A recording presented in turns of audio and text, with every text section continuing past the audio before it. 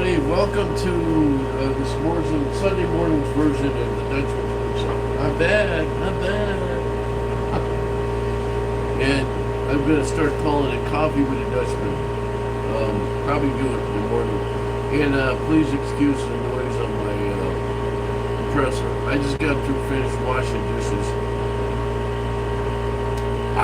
Dunkin' Donuts. Dunkin' Donuts. What's everybody's favorite coffee, by the way? I love this. I love some with a little bit of flavor. Now, this one here, this coffee mug, this coffee mug came from the coffee shack in Captain Cook, Hawaii, which from where I used to stay to there is probably about 10 minutes. You got to get there early, though. It gets pretty crowded quick. Goes to show you what a good place does with good food. I just got back from Hawaii about 3 days ago. What a mess, man! Biggest problem they have over there is you would think that being in Hawaii, where there's a rainforest, that you would have somewhat of an idea that they could handle all the water, but man, it was all at once. I'd never seen it rain so much. So anyway, I think when I left there on Tuesday, it was 17 inches of rain, I believe.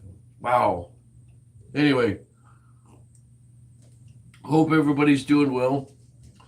So I wanted to talk a little bit today about what I'm going to be doing here. Now, this here is a red oak. It's an old red oak. Actually, I think it's probably a 150-year-old tree I got this from. The one issue that I had, now, this is me. I'm doing a little bit of an offset turn. But when I turned this, the idea was, and see all branches, and I could have gone smaller, all right, if I would let it go. But all branches are not round. They're not cylindrical.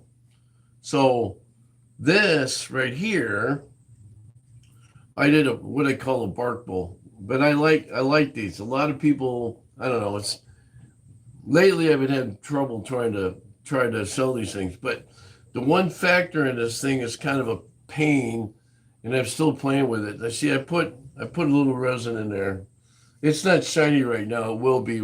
I'm sanding it, but. See the split right there? No, it's not going to split anymore. But what do I fill that with? So what I've been doing here is I actually have been using Gorilla Glue. And then I use some of that turquoise stuff that I use for resin. And it's okay. I mean, could be better.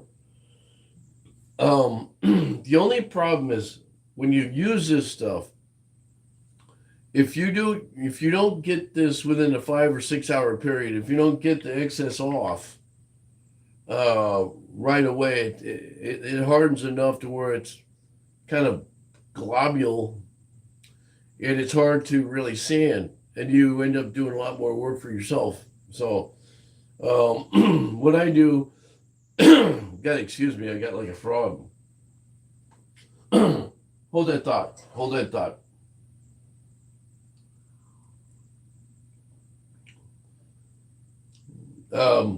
You have to work at it a little bit. So what I usually do is I jump on this. I do this first thing in the morning. So by the afternoon, 5 or 6 hours later, I can take and carve that out a little bit easier with a chisel or something.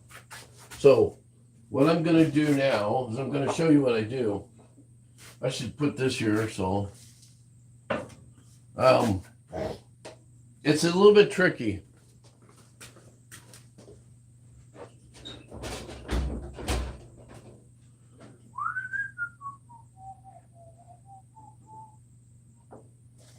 Okay, so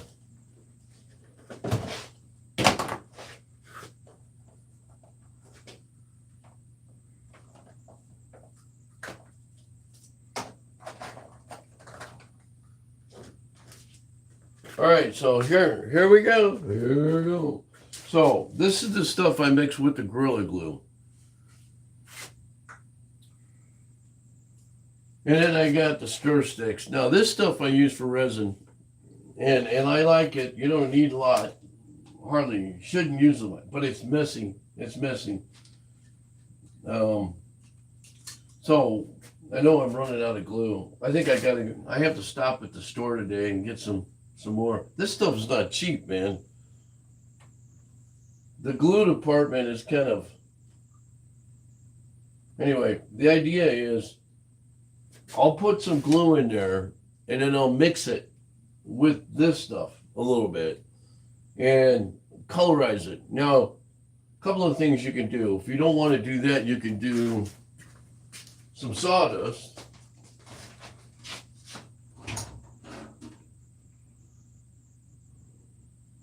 I don't know where to saw.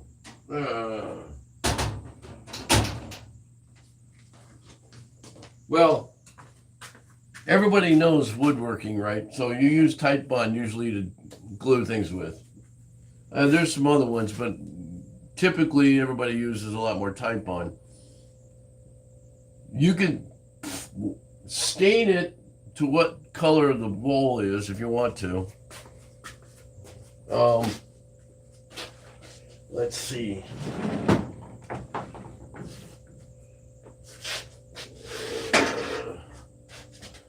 I gotta get my act again and start turning some stuff. Well, I can't find it. Okay, so last year, or year before last, I had this crazy idea of making an egg. Now, I get 2 of these eggs, right? So I have to redo this again. I have to finish it off a little bit better. Yeah, for some reason, it didn't dry the way it wanted to. So anyway, yeah, the Easter egg. So that was kind of 2 corners I cut off. I was doing a bowl. This is the corners I cut off my segmented bowl. And I tend to keep everything that I make, and that's what I made right there. Crazy, right? So I've got a couple of these. The problem is how do you when you finish this, how do you put it down so it dries right? And I have to make these jigs for these things if I'm going to do this. So anyway, what I'm trying to do here today is a couple of things. I might not have enough glue, but all right.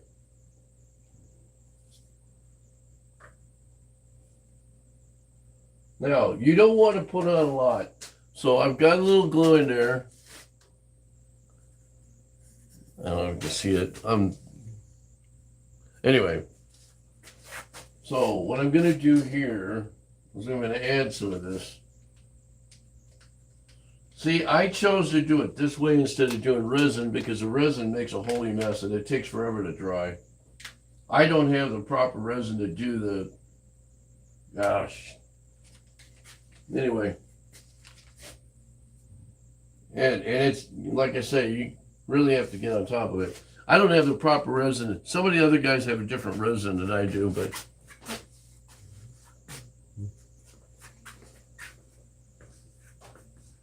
so now you got that in there. And so now I'm going to mix it a little bit.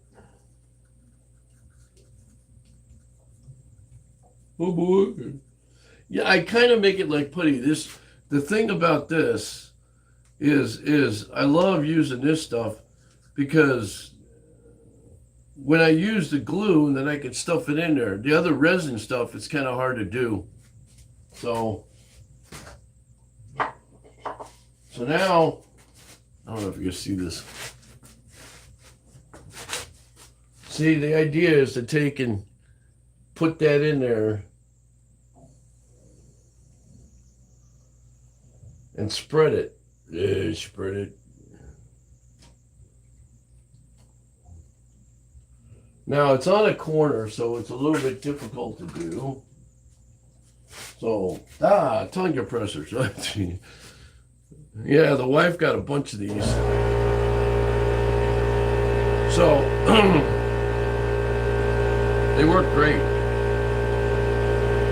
They work great. See, I know my camera set up. See, that's what I did. And now I'm not using my finger, by the way. And you know, it's a mess. It's a mess. Okay, so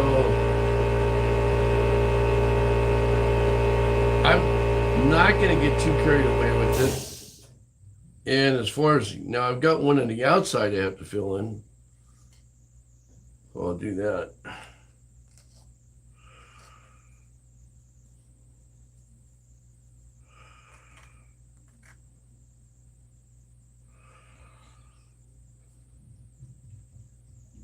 Okay, so that works. So now,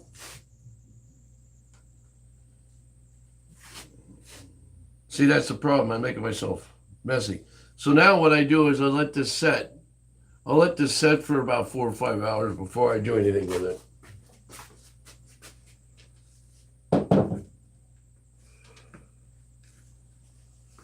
And the one thing I stress with people is experiment. Find your niche. Figure out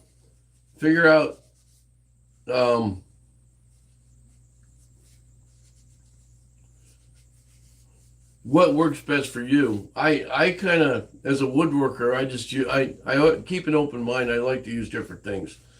I'm not just a turner. I make furniture and all that kind of stuff. I'm also a photographer, so that right there in itself is another story. I have too many hobbies. Now, if you all know this, and I'm trying to get train guys over here too, I have a train room. Okay, so this is my hobby room. And a lot of you have probably seen it. Now, you have to ignore my mess. I haven't been back, so I've been busy, but some of the things that I work on is this. So I have RC cars, I have planes, trains. That's why I changed my handle on my other channel is to trains, planes, and automobiles, because I've got a bunch of this stuff.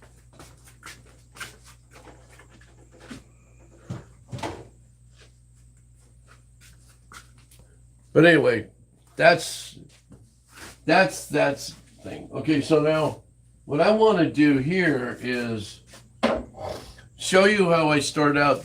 When I go to turn something. Now, there's a challenge I have at the Big Island Turners Club for next month. So I had brought back a piece of wood. It's called gourd.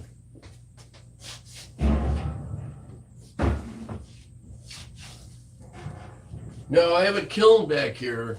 It's actually a 55-gallon drum. And see, this is what they call a gourd. Now, this is from Hawaii. I brought this back. I shipped it back, actually. And I have several places I go when I go back to Hawaii every year to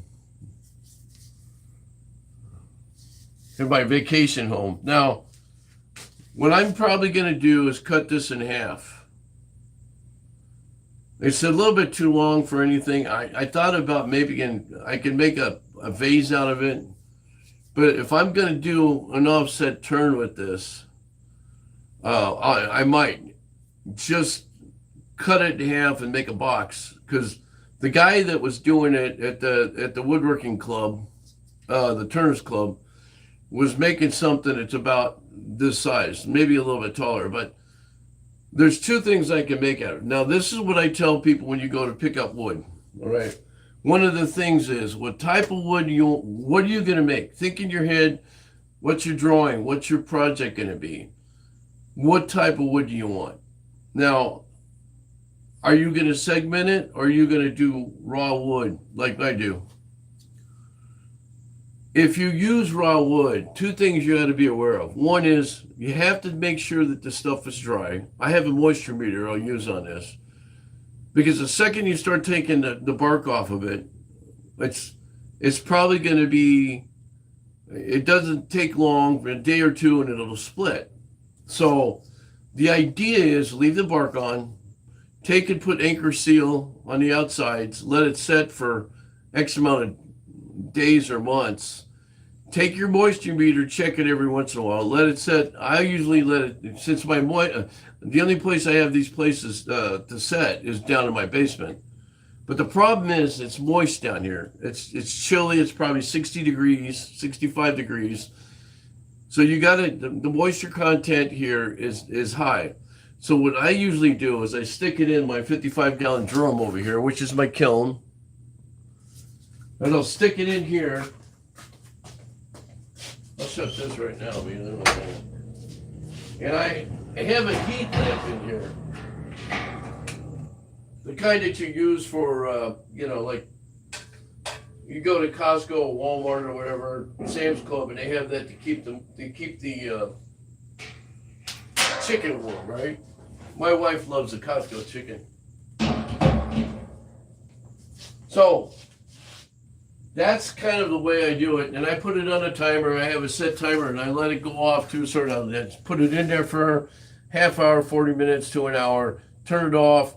Turn it back, the timer goes off every so often, so I'm not watching it, pulling the plug on it all the time or putting a switch on it. To me, that's the easiest way of making a kiln. If you could get a 55-gallon drum like that, and somebody asked me why I leave the lid open like that.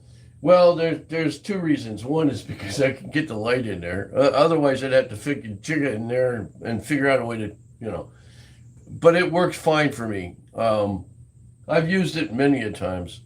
Now, I have several pieces of wood over here. And you have to ignore the mess because like I said, I haven't been around, so it's kind of messy. All right, so here's a bunch of stuff. Here's another one. This is a piece of crabapple tree. For some reason, I have a hard time thinking about that. So you see the oddball shape, right?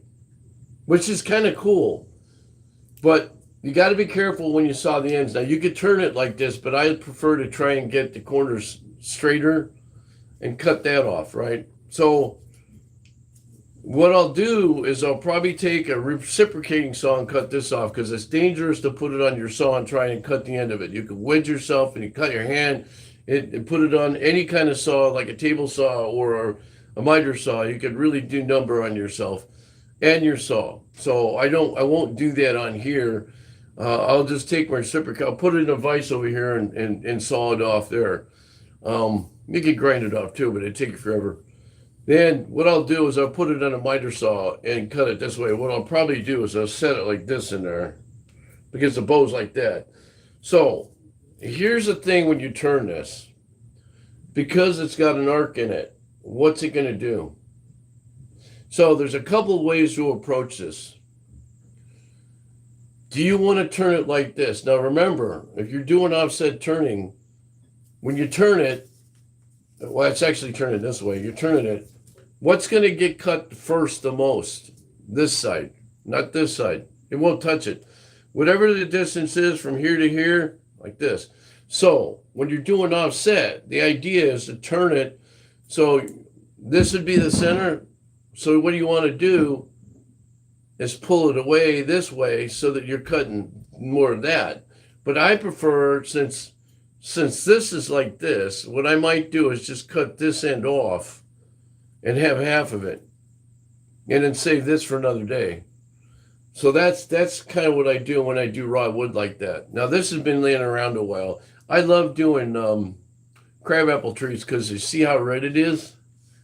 It's in a way it's kind of like Osage. Osage has some great rings to it, but Osage, this color content is really kind of cool. Okay, so that's one. This That's what they call this is I could have been a bark bowl, but it's come off. And I'm not sure if I want to turn this or not, but this is a birch. This is a piece of birch. Now, there's two things wrong with this. One is, you see all that? That's mold, all right? Wear your mask. Always wear your mask. You should be wearing it anyway, no matter what. I should be wearing it. Safety first. And this is a nice piece. It'd be a nice small bowl to do.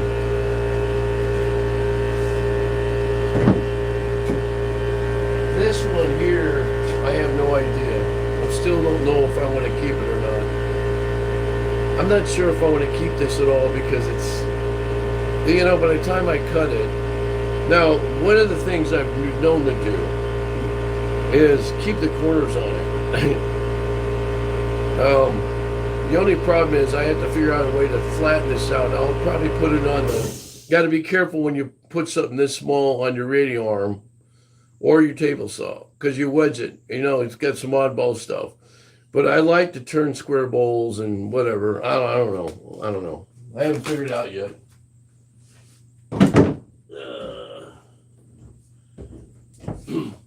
This one, okay, so this one's the same thing as my other bowl over here. It's a red oak. And see it's split, right? This is a red oak. So this is kind of a unique thing. This is out of a tree I cut down too. Some logs, same spot, same chunk as that was in. But it's got a hole in it. It goes right through, right? Again, do you throw it away or do you keep it? And some people will go, we'll cut it here. Okay, I could do that. I can make a small, maybe I can make something small that way. But with something this size, I tend to go straight down the middle. Now, there's the theory that you go against the pith, which is the center of the this. I call it the cambium layer. But the center of the pith, because it splits, but not all the time. Okay, so if you know your tree species and you know what to look for, this oak is hard as a rock. And it's done splitting because I've had this for a while. And what I might do is I gotta cut this off. Or I'll probably set this on my vise and cut it off with a reciprocating saw. Don't try to use a table saw or a miter saw on this. No, you're too dangerous. If you have a chainsaw, typically what I do is I cut off a chainsaw. Unfortunately, my Husqvarna sucks. It's not cutting, so I have to get it fixed. But yeah. Now, one of the big things I have here is I forget what kind of wood it is. But now, this might be good. But I got to thinking, it's heavy too. I got to thinking, do I want to turn this on my lathe? See, there's two problems with this. My lathe is only so big, right? Won't fit. And kind of big. I have to take and cut it, right?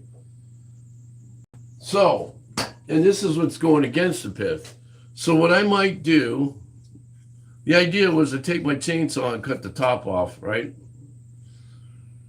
Unfortunately, and then run it through my thickness planer. Well, unfortunately, my thickness planer doesn't work worth a crap right now. So it's kind of, I'm just showing people today I'm not really turning much.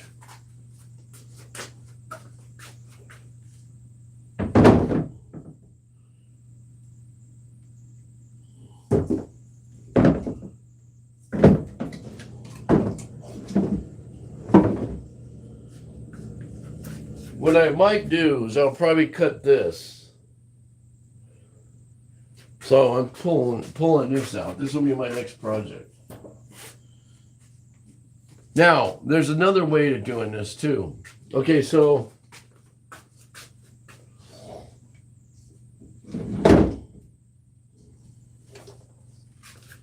let's say I'm going to use this. All right. Let's say I'm going to use this. What you do, now there's different stuff you can get, but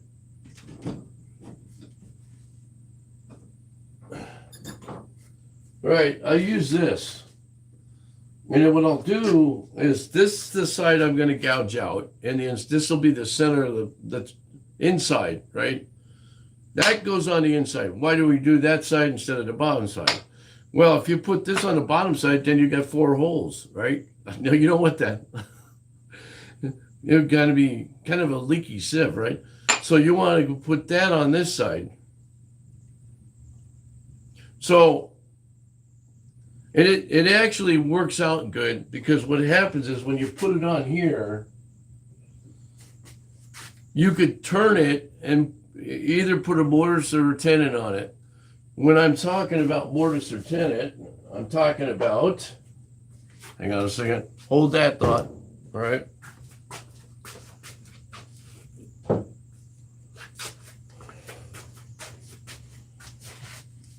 This is a mortise. This is kind of a tenon. So now I didn't use that on here. I probably should have. But when I go to take this off, there's a couple ways I take it off. I can either use it on a drill press, or I could take and put it on. I have another device. I put it. It's another. There's an adapter that goes on here that has teeth in it. And go like this and take it off, and just basically take it off. The tenon part is like that. It depends on which way how you want your bowl. It's pretty simple, actually. The trick of it is when you do stuff like this, you got to think in your head before you start doing it how you want this done. Because I've done this a couple of times where I've been in the middle of something, and then all of a sudden, oh shoot, I should have done it that way. You know, that's just the way it is. That's just Jeff, all right?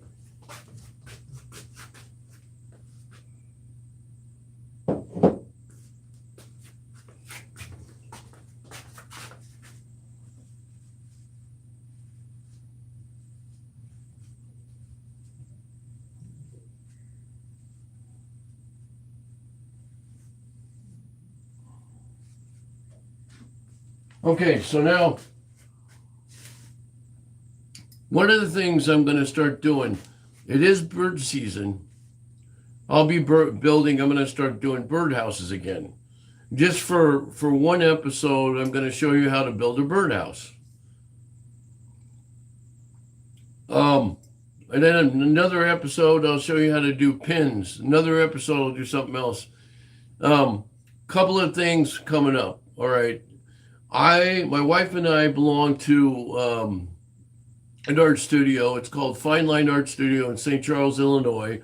I invite you to go check it out. They have functions all the time. Some we are a part of, some we aren't. Also, this summer, spring, fall, and summer, or spring, summer, and fall. Thank God it's spring. Anyway, I'm going to be at the Batavia Artisan Row, 3rd Saturday every month, starting in May. May, June, July, August, September, October. I'll post it on here, and I'll post it on my Facebook page. I got 2 pages. I got a Facebook page, and I've got this. Okay, so what I'll do is I'll post it on there so you all know. All right. So now my goal is to have you guys respond too.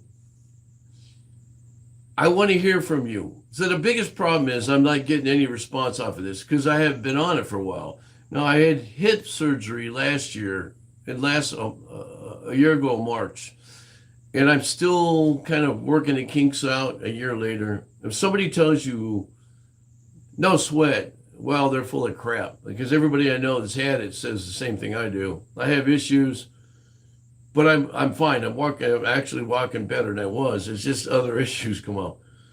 One thing I want to do is hear from you guys in suggestion box what you would like me to see, to do. I turn, but I also make furniture. Hang on a second, I'll show you.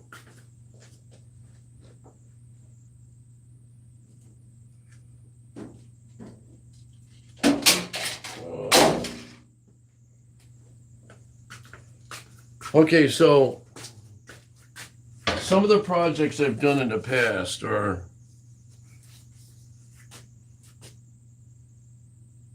all right.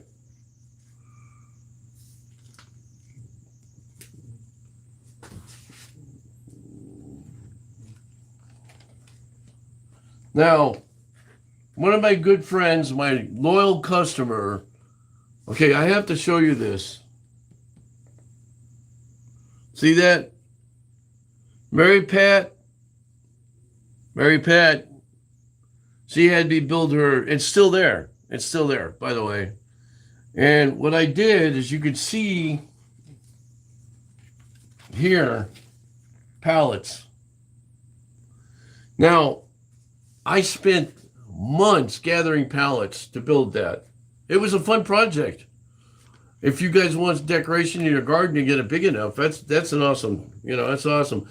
The thing about it is you can put lights in it. They do that carriage lights. You can hang plants in it. I know people have seen ideas where they've got inside where it does have a toilet seat in there. You can actually have a planted pot in there with plants coming out of it. So it made garden tables.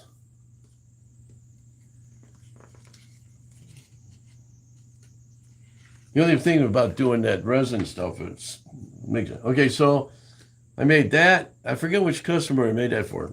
Made that. I have that in my bathroom. Made plant stands. Hit sticky plant stand.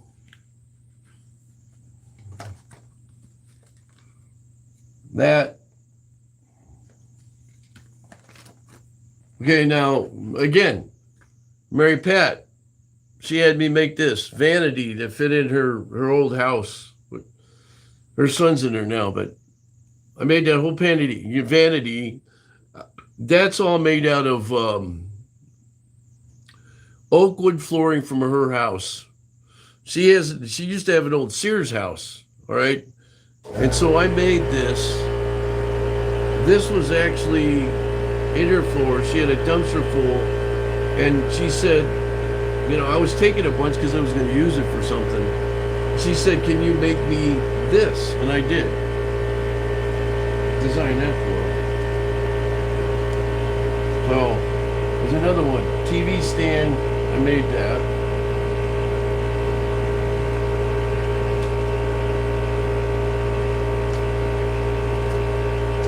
I made this for a customer too.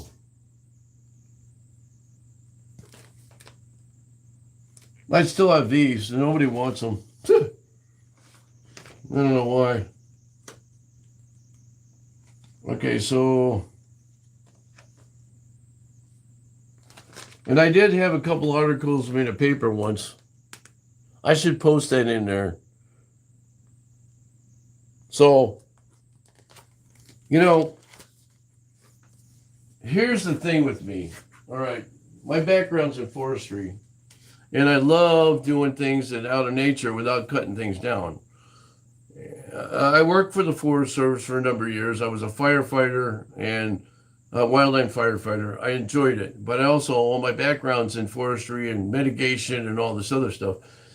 And I love using this. And the deal to me is when I'm putting something together, and I might take this a little bit more serious than other people, I like to use the woods that I think are going to match each other. Hardwoods versus softwoods, what you're looking for, grains versus no grains, or a little bit of grains. And that goes with these cabinets and stuff. I did this out of a whim. I had scrap wood. These two are here. I had scrap wood, and I decided to put something together with the scrap wood. It just went like, the only thing I wish I'd done different. See the border on here? I don't like that border. And it's kind of narrow.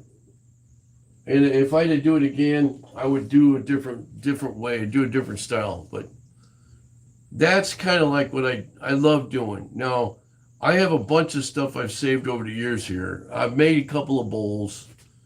And one of the biggest thing is, part of my problem is, do I want to make it for an art piece or do I want to make it to sell? And I've kind of wanted both. But here's the problem. If I make something that's an art piece, it's going to cost you, because it takes, to do this lathe, to put everything together, it takes time. Well, no matter what I do. People wonder why it costs so much to do stuff. It's because it's both labor intensive and the materials, especially wood, especially wood. If you want to make a birdhouse, for instance, I mean, you could go to Hobby Lobby and buy them for 10, $12. They're made in China. They ship them over. And that's fine. I mean, I could go down there and buy them and sell them for $2 more and say I made them. And I'm like, some people do that, by the way. I'm not. If you want to make your own, I'll show you how to make your own. But you have to take the time and the effort to get the wood yourself, do the research. And what I'll do is I'll show you here. Okay, so a lot of my stuff, this one's warped, as you can see. See how it's dog-licked? But I can still use it. I made that stuff out of a pallet. I made all these things. A lot of my ducting in here is made out of pallets. I very rarely buy stuff because it's a waste of wood out there. You're cutting trees down when they can save a tree. There you go. But I'll show you how to make a birdhouse out of this stuff. All right, I'll start that next week sometime. I'll promise I'll put down time, what's going on. But I just want to let people know I'm back. I just haven't done anything of woodworking. It's all been spent on the trains. And quite frankly, I'm kind of sick of the trains. And Easter's coming up. I could show you how to do it. Simple Easter egg out of if you're a turner, out of pine, and then we could do it out of something else. You can make an Easter egg box. I've done that. Although my Easter egg box didn't come out as good as I wanted it to.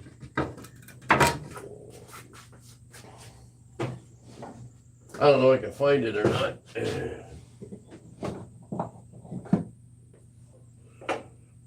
Yeah, I can't find the other end. But see, you can make an Easter egg box. And it's pretty simple. But the problem is, when I did this, it was out of maple. It never got, the way I wanted it. I like it. My wife looks at me like, you put candy in there. I don't know.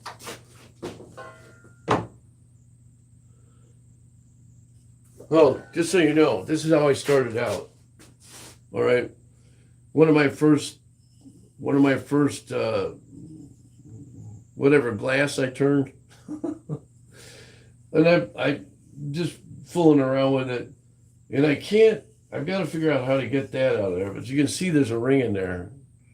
I'm not happy. I could probably thin that out. I got pretty thin there. But I didn't have that either. So when I did this, I didn't have half the equipment I got now.